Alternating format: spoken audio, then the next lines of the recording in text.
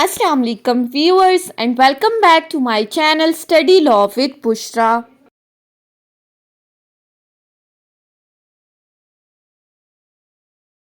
So we were discussing Civil Procedure Code 1908 and in this video we are going to discuss the topic of specific provisions or special provisions relating to High Court.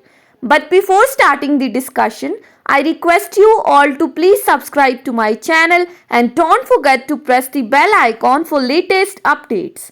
Do share this video with your friends and don't forget to comment your feedback. So let's move towards the discussion.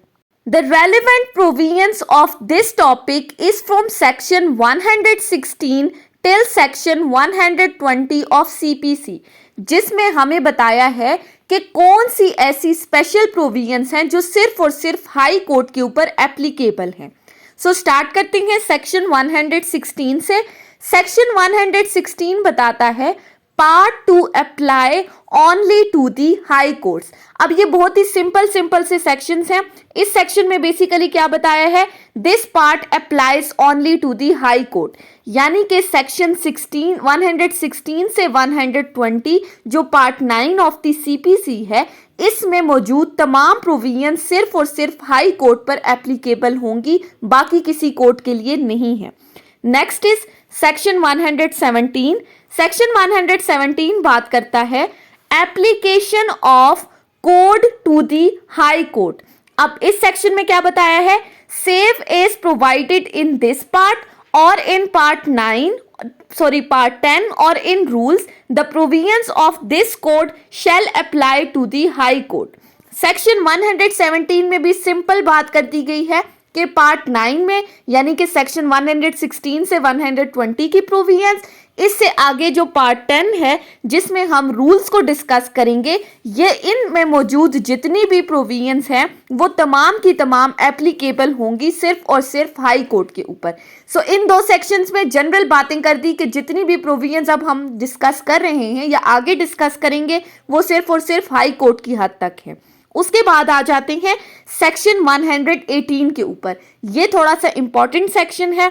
इस section में क्या बताया गया है, execution of decree before the ascertainment of the cost.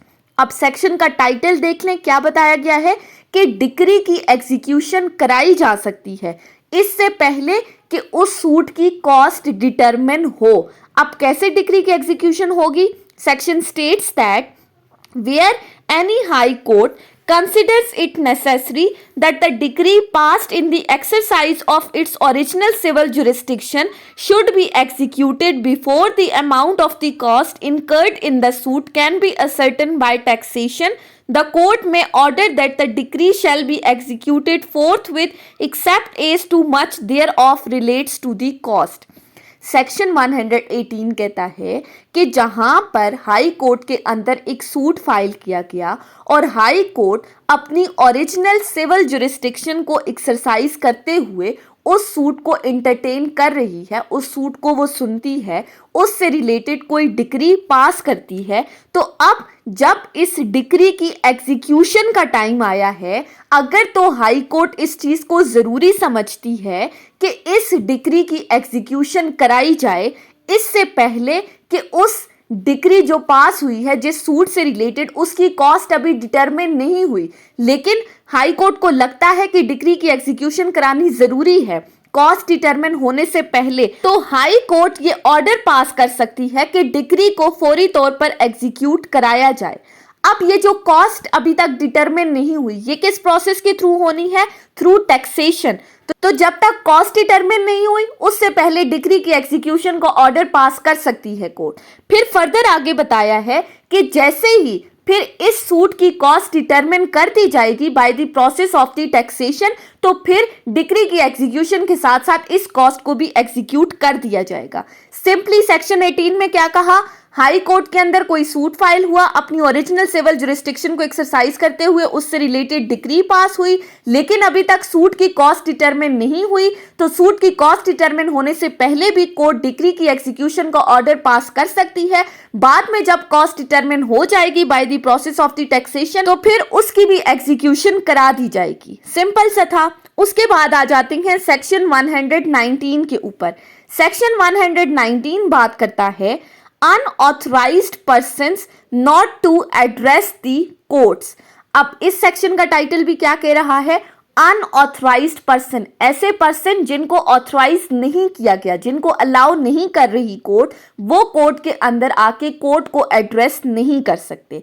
Section 119 simply क्या कहता है? Nothing in this code shall be, shall का वर्ड यूज हुआ है, मैंडेटरी प्रोविजन है, shall be deem to authorise any person on behalf of another to address the court in the exercise of its original civil jurisdiction or to examine the witnesses। Section 119 कहता है कि जब भी court के अंदर कोई suit file हुआ और कोर्ट अपनी ओरिजिनल जुरिस्डिक्शन को एक्सरसाइज करते हुए उस सूट को सुन रही है, तो कोई भी ऐसा पर्सन जिसको कोर्ट की तरफ से ऑथराइज नहीं किया गया कि वो कोर्ट के अंदर आके आर्ग्यूमेंट्स करे।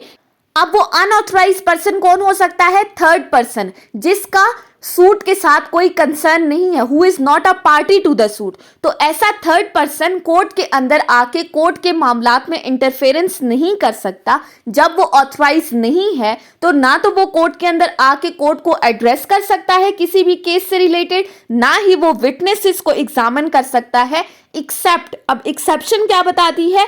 Where the court shall have in the exercise of the powers conferred by इस charter authorised him to do so or to interfere with the powers of high court to make the rules concerning advocates, वकील्स and attorneys। Exception क्या है? कि अगर तो high court उस person को authorise कर रही है, उसको अलाउ कर रही है, उसको परमिट कर रही है कि वो कोर्ट के अंदर आके आर्ग्यूमेंट्स करे या कोर्ट की रूल्स बनाने की पावर्स में इंटरफेरेंस करे, अगर तो कोर्ट अलाउ करती है फिर तो वो आ सकता है। लेकिन जनरल रूल क्या है कि कोई भी ऐसा पर्सन जिसको ऑथराइज नहीं किया गया वो कोर्ट के अंदर आके कोर्ट को एड्रेस नहीं कर सकता, विटनेसेस को एग्जामिन नहीं कर सकता, उसके ऊपर बार लगाया गया है इस सेक्शन के अंडर। लास्ट सेक्शन है आज की वीडियो का, सेक्शन 120। सेक्शन 120 बात करता है provisions not applicable to the high court in original civil jurisdiction.